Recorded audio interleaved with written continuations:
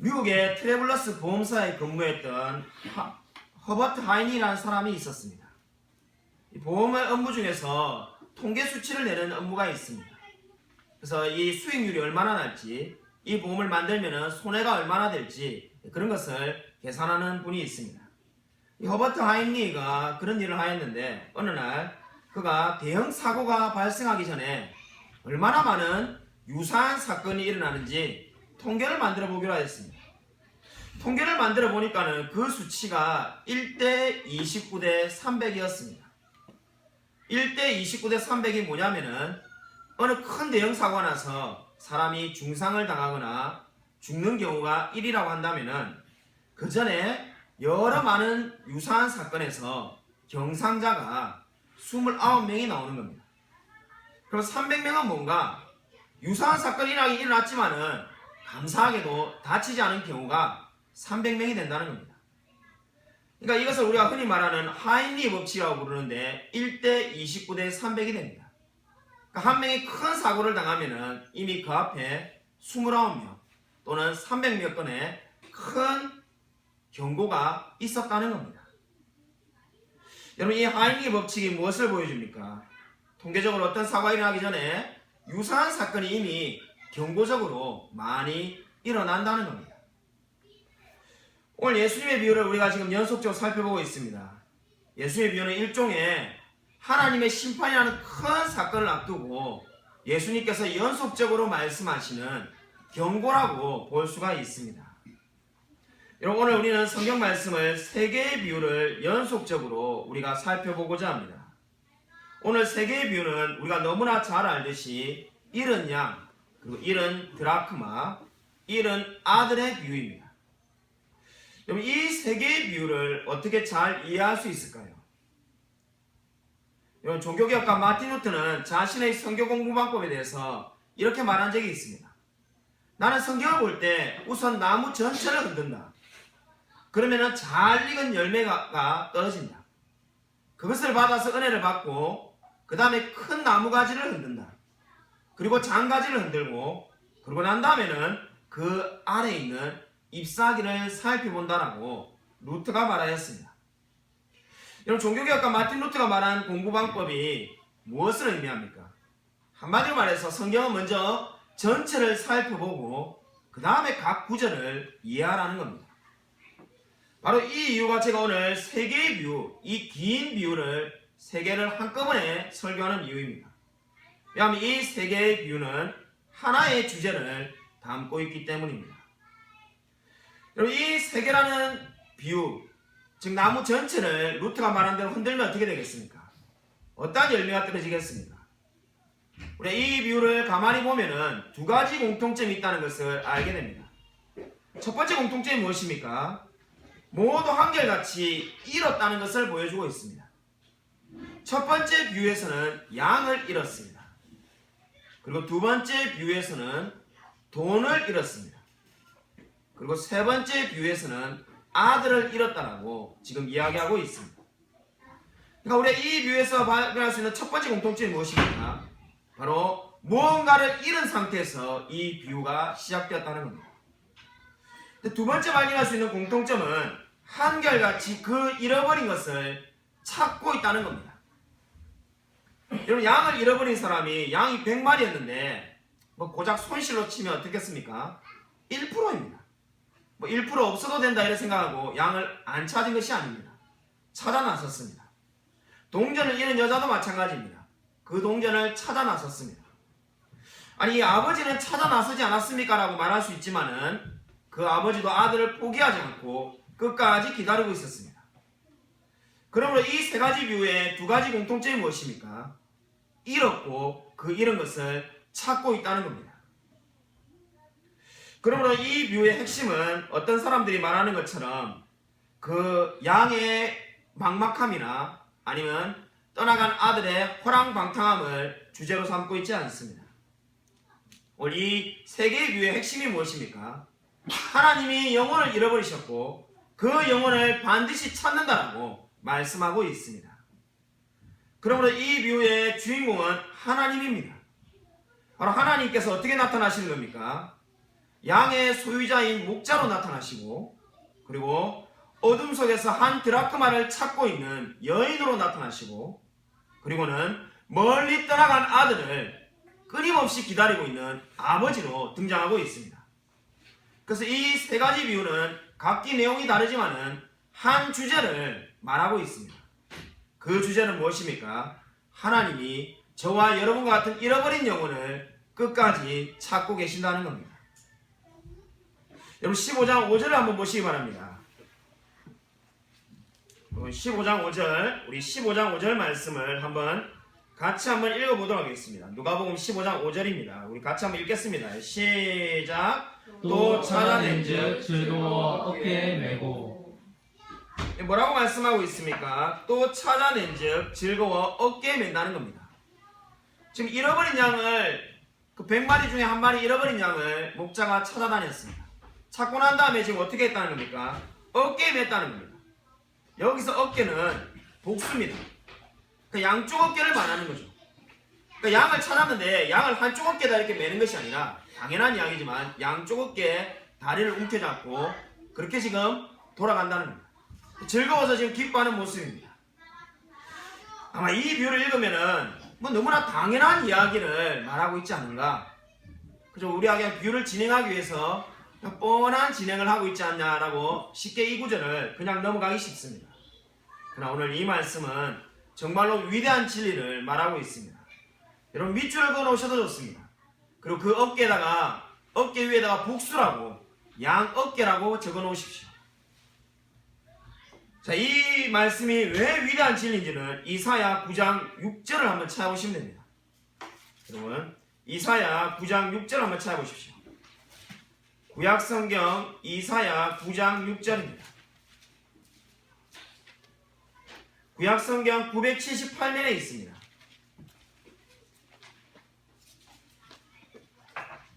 구약성경 978면 이사야 9장 6절을 찾아보겠습니다.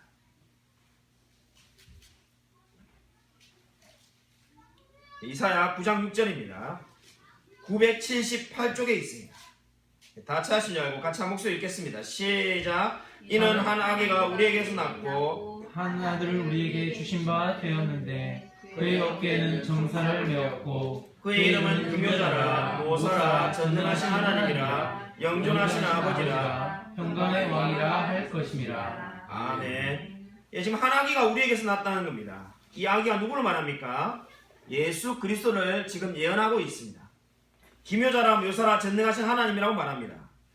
근데 중요한 것이 무엇입니까? 오늘 이 그리스도를 예언하는 이 말씀에 그 그리스도가 이제 탄생하면 어떻게 된다는 겁니까? 그 어깨에 정사를 맬 거다라고 말합니다. 세상 모든 일을 다 움직이는 그 세상의 모든 섭리를 어깨에다가 짊어질 거라는 겁니다. 우리가 아까 누가복음 15장 5절에도 어깨가 나타났었는데, 여러분 이 어깨라는 말에다가 밑줄을 그어 놓으십시오. 여러분 이 이사야 9장 6절에서 말하는 어깨는 단수입니다. 그러니까 한쪽 어깨를 말하는 거죠. 그러니까 예수 그리스도, 그 아기로 태어나실 예수 그리스도의 어깨에, 한쪽 어깨에 모든 세상 일을 다 감당하신다는 겁니다. 그러니까 그리스도께서 이 세상을 움직이시는 데는 한쪽 어깨만으로도 충분하다는 뜻을 담고 있습니다. 근데 오늘 우리가 읽었던 누가복음 15장 5절에 어깨는 어땠습니까? 양쪽 어깨라는 겁니다. 여기서 우리가 너무나 은혜를 받을 수밖에 없는 것이 무엇입니까? 하나님께서 이 세상을 움직이시는 데는 한쪽 어깨만으로도 충분하다는 겁니다. 근데 잃어버린 한 영혼을 찾아와서 그 영혼을 결코 다시 잊지 않기 위해서는 어떻게 하신다는 겁니까? 양쪽 어깨를 사용하셔서 그 영혼을 붙들고 있다는 겁니다. 저와 여러분이 하나님께로 돌아올 때 바로 우리가 이 은혜를 받은 겁니다. 저와 여러분은 바로 그리스도의 양 어깨에 묶여져 있습니다. 결단코 분리될 수가 없습니다. 그러니 안전하지 않을 수가 있겠습니까? 여러분 위대한 선교사였던 허드슨 테일러는 17살 때까지 그리스도인이 아니었습니다. 놀랍게도 부모가 다 예수를 믿는데 모태신앙으로 태어났지만은 그리스도를 믿지 않았습니다. 어머니가 그가 회심하기를 날마다 기도하였지만 허드슨 테일러는 하나님을 믿지 않았습니다. 17살이 되는 어느 공휴일이었습니다. 부모들이 다 집에 없고 허드스텔로 혼자 집에 앉아 있었습니다. 할 게 없어가지고 심심하던 차에 아버지 서재를 보니까 책이 한 권 있었습니다. 그리스도의 완성된 사역이라고 적혀있는 책이 하나 눈에 들어와서 심심해서 그냥 읽었습니다. 읽다가 다 이뤘다는 말씀의 의미를 해석하는데 주님께서 나의 모든 죄를 위하여 이미 십자가를 지셨다는 그 문맥에 이르게 되었습니다. 그 글을 읽는데 허스텔의 마음에 생각이 꼬리에 꼬리를 물며 일어나기 시작합니다. 아니, 하나님께서 모든 사역을 다 하셨고 내 모든 죄를 위하여 죽으셨다면 그러면 이제 남은 일이 뭔가? 내가 할 일은 뭐가 있을까? 그때 그 마음 가운데 이러한 마음이 듭니다. 내가 예수 그리스도를 영접할 일만 남았구나. 그래서 허스텔러가 극적으로 그 순간에 하나님을 만납니다.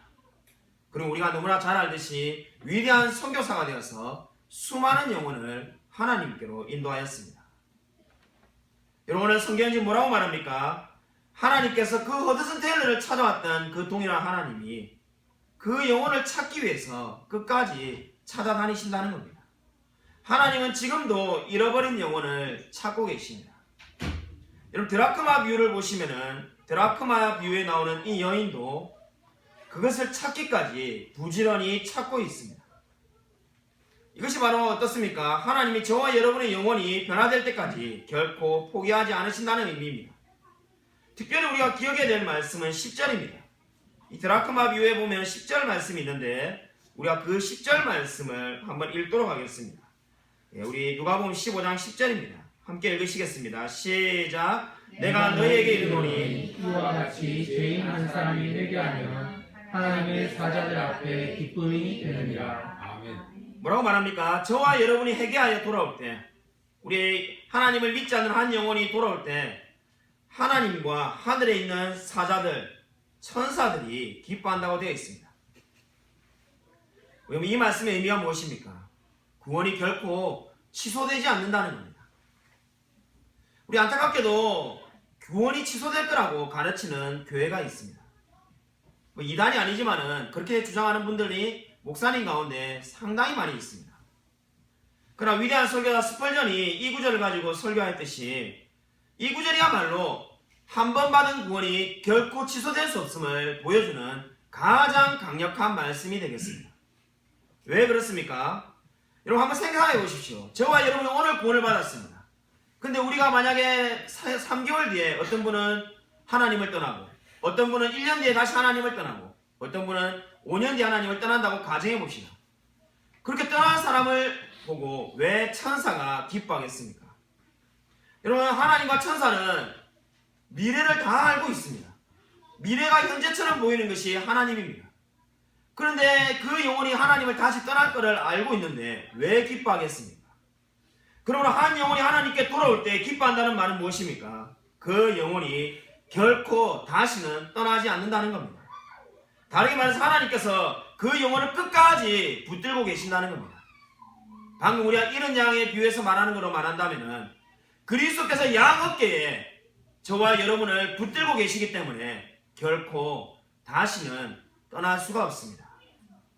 요한복음 10장 28절에서 말하는 것처럼 내가 그들에게 영생을 주노니 영원히 멸망하지 않을 것이요 또 그들을 내 손에서 빼앗을 자가 없느니라.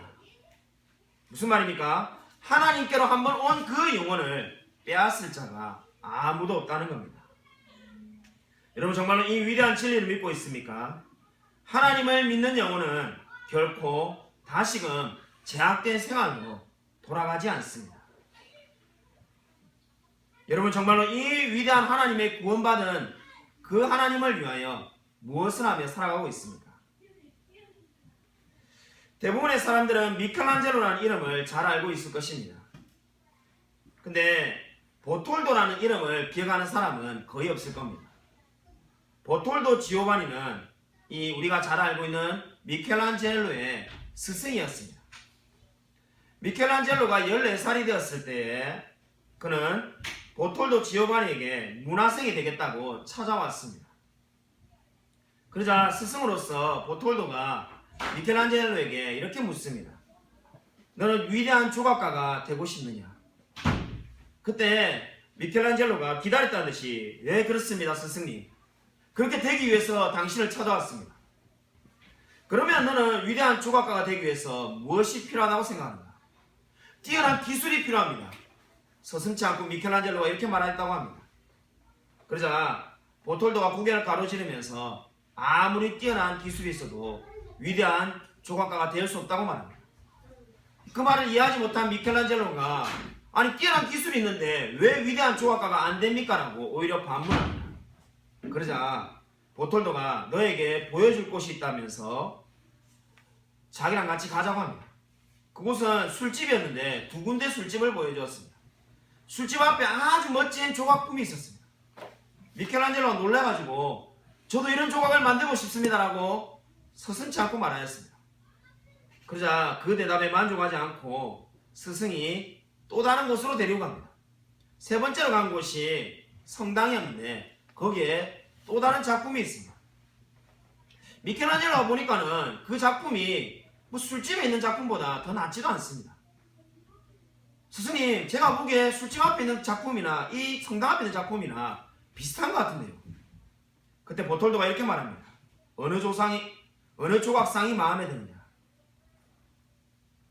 그저 갸우뚱거리면서 미켈란젤로가 쉽게 말을 못합니다. 똑같은 조각이지만은 하나는 하나님의 영광을 위해 쓰여졌고 하나는 술집을 위하여 쾌락을 위하여 쓰여졌다. 뛰어난 재능만 가지고 위대한 조각가가 되는 것이 아니다. 무엇을 위해 살 것인가를 알아야만이 위대한 조각가가 될 수가 있다. 이게 보톨도가 미켈란젤로에게 해준 말이었습니다. 14살이었던 미켈란젤로는 그 말을 듣고 위대한 조각가가 되었습니다. 여러분, 우리가 하나님을 믿고 구원을 받았습니다. 저와 여러분은 가지고 있는 몸과 시간과 기회라는 이 수많은 것을 무엇을 위해 사용하고 있습니까? 여러분, 이제 세 번째 비유인 잃어버린 아들의 비유를 설교할 차례가 왔습니다. 이 비유는 제가 작년에 새생명 전도주간에 작은 아들에 대한 부분을 설교한 적이 있습니다. 그래서 오늘 그때 했던 말씀 부분은 전하지 않겠습니다.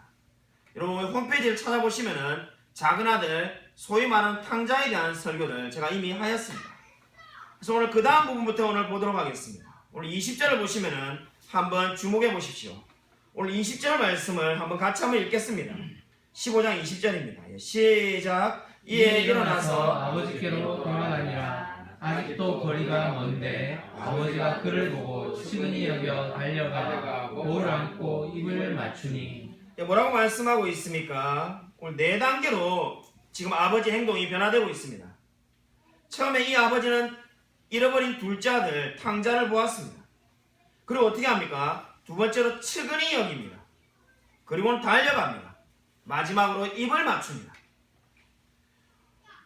우리가 잘 알다시피 고대 근동의 아버지는 이렇게 경거망동할 정도로 정신없이 행동하지 않습니다. 그러나 그 고대 근동의 당시 배경을 모른다 할지라도 이 성경 자체만을 보아도 이 행동은 너무나 놀랍습니다. 아더 핑크라는 분이 이렇게 말한 것처럼 성경 전체를 통틀어서 하나님이 이렇게 서두르시는 모습은 발견할 수가 없다. 그렇지 않습니까? 하나님은 늘 그분의 계획에 따라서 움직이십니다. 그러나 오늘 이 20절처럼 하나님이 이렇게 서두르시면서 움직이는 모습은 발견할 수가 없습니다. 이 아버지가 아들을 발견하고 어떻게 하였습니까? 보자마자 측은히 여기고 달려가서 입을 맞추며 껴안고 있습니다. 바로 이렇게 하는 이유가 어디 있습니까? 너무나 오랫동안 기다리던 그 사랑하는 아들이 돌아왔기 때문입니다.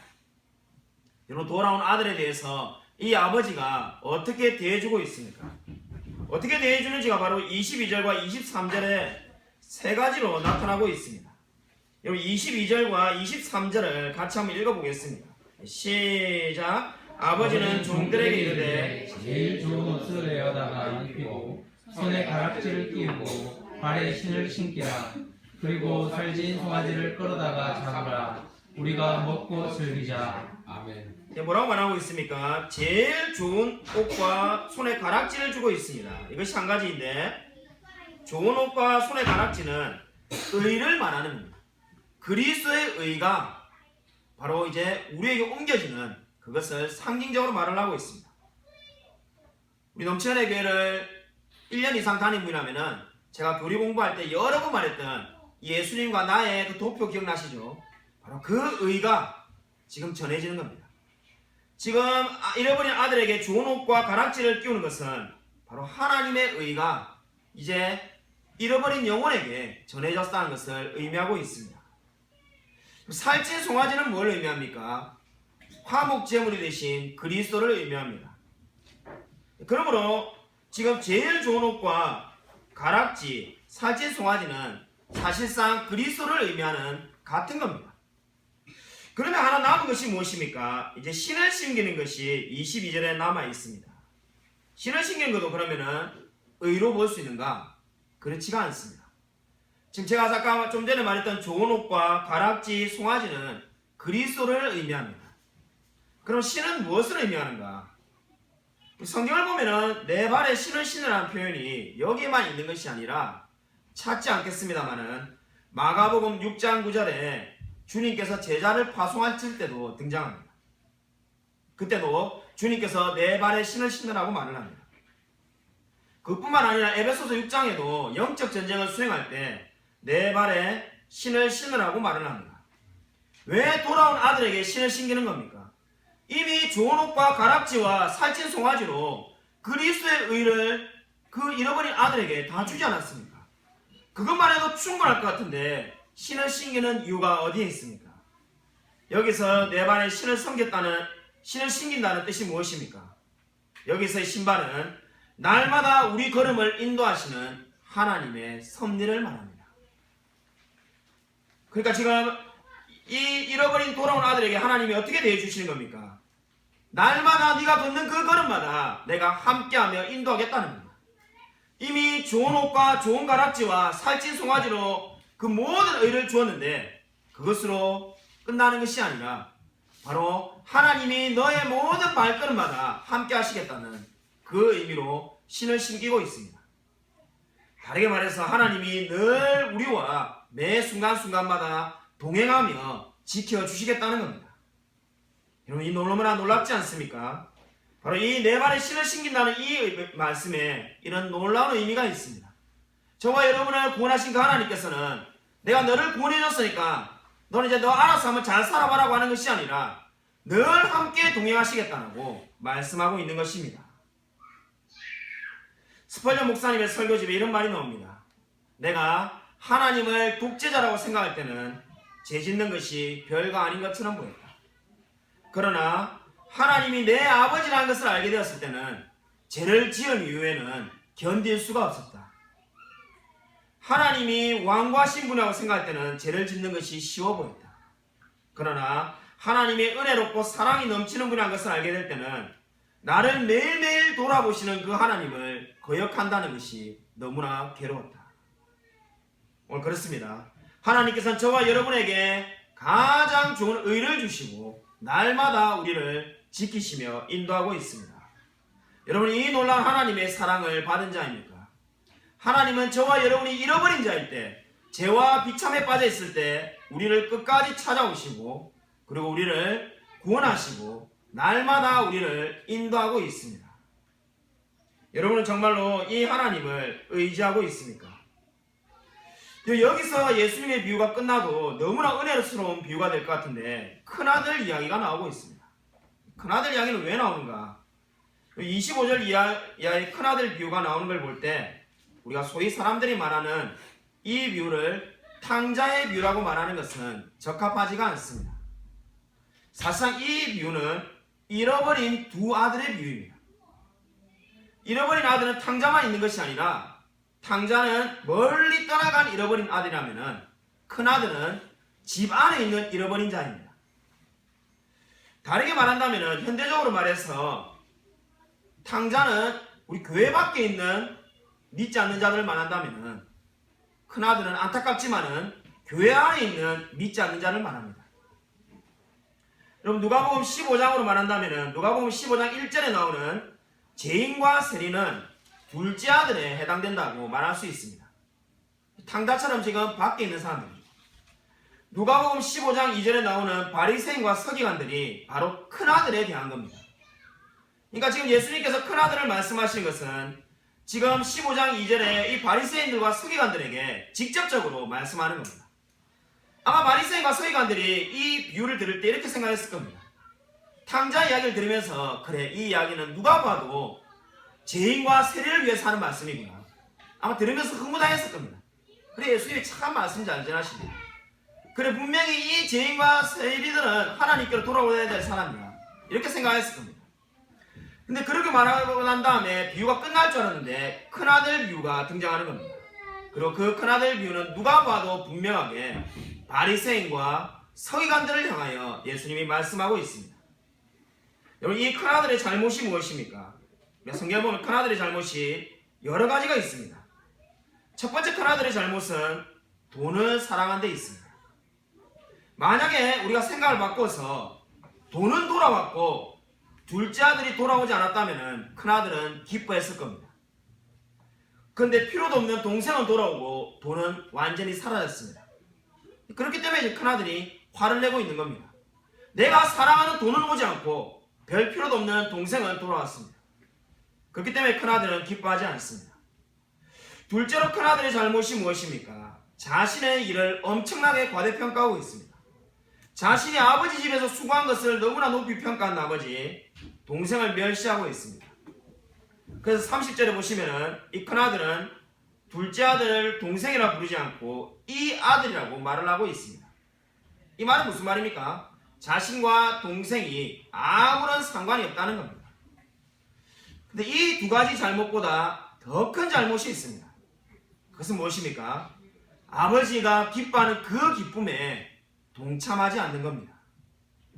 32절에 어떻게 끝납니까? 이 비유는 내 동생이 죽었다가 다시 살아났고 잃어버렸다가 얻었기 때문에 우리가 즐거워하고 기뻐하는 것이 마땅하다, 이렇게 아버지가 말합니다. 여러분, 놀랍게도 비유가 여기서 끝납니다. 그 맏아들이 어떠한 반응도 보이지 않습니다. 맏아들에 대한 반응이 없이 그냥 비유가 끝나고 있습니다.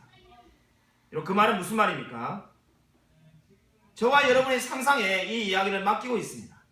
근데 이 맏아들은 아마도 아버지의 생각에 동의하지 않은 것 같습니다. 그렇기 때문에 어떻다는 겁니까? 하나님의 영광을 기뻐하지 않는 그 큰아들에 대해서 지금 예수님이 책망하고 있습니다. 큰아들의 가장 큰 잘못은 돈을 사랑하는 데 있는 것이 아닙니다. 바로 하나님의 영광을 기뻐하지 않은 데 있습니다. 여러분, 정말로 하나님의 영광을 기뻐하고 있습니까? 여러분, 정말로 하나님의 영광을 바라보며 살아가고 있습니까? 정말로 거듭난 사람은 하나님을 영화롭게 하는데 자신의 인생을 드리게 되어 있습니다. 저와 여러분이 무언가를 받았기 때문에 기뻐하는 것이 아니라 하나님 그분 자체를 기뻐하는 것이 변화된 자의 가장 큰 특징입니다. 그러나 안타깝게도 큰아들은 자신이 바로 하나님의 기뻐하는 그 기쁨을 기뻐하지 않았습니다. 여러분, 바둑 프로기사 조혜연 구단에 대해서 들어본 적이 있습니까? 이 바둑 프로기사 중에 조혜연 구단이라는 분이 있는데, 조혜연 프로기사는 어릴 때 어머니가 음악을 전공시키고 싶어 하였습니다. 어머니가 음악을 전공시키고 싶어 하였는데 그 딸은 바둑에 관심을 가지게 되어서 바둑을 배우기 시작하였습니다. 놀랍게도 저도 이 이야기는 예전부터 알았지만 이분의 이야기는 제가 설교로 확인하기 위해서 다시 그거를 찾을 때 제가 너무나 놀랐던 것은 이 조혜연 구단이 섬기시는 교회가 우리 합신교단의 유명한 우리 합동신학대학원 앞에 있는 우만교회에 출석한다는 것을 최근에 알게 되었습니다. 여하튼 이분이 바둑에 관심을 가졌는데 프로기사가 되려면 연구생이라는 제도에 입문을 해야 됩니다. 이 연구생이 돼야만이 프로기사가 될 수가 있습니다. 근데 문제는 연구생이 되면은 주일날 주일 성수를 할 수 없고 주일날 늘 바둑을 들어 나가야 됩니다. 그것을 알게 된 어머니가 그냥 너 스스로 바둑 공부를 해라. 그래서 바둑 기사가 되면 하고 아니면 하나님께서 예비하신 다른 길이 있을 거라고 딸에게 말합니다. 스스로 공부해서 프로가 되었습니다. 2005년에 바둑 마스터즈 결승에 오른 이 조혜연 기사가 돌연 갑자기 결승전을 기권합니다. 당시 6단이었는데 2005년에 바둑 마스터즈 결승전이 열려야 되는데 그날이 주일날이니까 참석할 수 없다고 말하면서 결승전을 포기합니다. 수많은 사람들이 다 욕을 하고 난리가 났습니다. 아니 어떻게 결승전에 나오지 않을 수가 있는가? 그게 프로인가? 근데 알고 보니까 이미 조현 프로기사는 주일날 열리는 모든 대국에 자신이 참석하지 않겠다고 한국기원에 통보해 놓은 상태였습니다. 수많은 사람들이 조현 기사를 비판하였습니다. 당시에 조현 기사가 쓴 긴 장문의 글을 찾아서 읽어보았습니다. 너무나 긴데 그 중에 제 눈을 사로잡는 한 부분이 있었습니다. 자, 읽어드리겠습니다. 저는 한 번도 대국일을 조정해달라고 요청해 본 적도 없고 꿈에서도 그런 일이 일어나리라고 상상한 적도 없습니다. 다른 그리스도인들이 주일날 바둑을 둔다고 해서 이상하게 생각해 본 적도 없습니다. 모두 자신의 신앙 양심에 따라서 살 뿐이지요.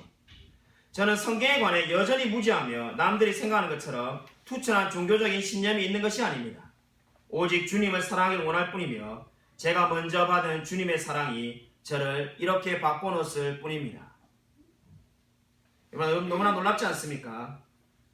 참으로 자신의 신앙 양심을 따라서 자신이 많은 물질과 재물을 얻을 수 있는 그것을 주의 성수를 위하여 포기하였습니다.